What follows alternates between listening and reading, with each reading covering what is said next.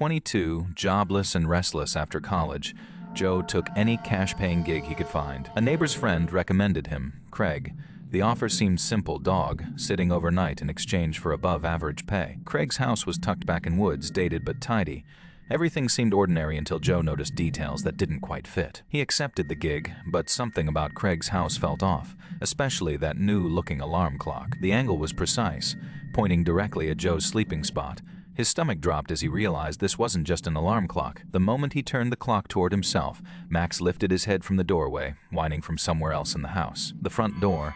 Then came the unmistakable sound of a door closing. Craig wasn't supposed to be back until Sunday. It was only Wednesday night. I froze, heart pounding so hard it hurt. I heard slow footsteps on the hallway carpet. Then Craig's voice came through, calm but slightly out of breath.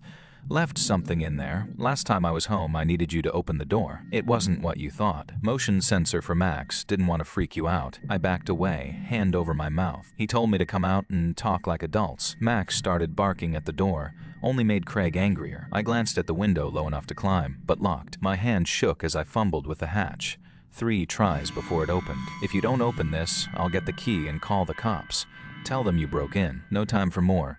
I shoved the window open, dropped onto the grass outside. Max scrambled after me, nails clicking on the ledge but didn't jump. I ran through the side yard, down the gravel driveway, until I hit the road. Phone in my pocket. I called Mom, 15 minutes away. By the time she pulled up, Craig's house was nowhere visible from that spot, but I kept glancing over my shoulder. I stayed at Mom's all night. Next morning, I blocked Craig's number, called a lawyer. He said, without proof, no recording, no camera itself, pressing charges would be tough.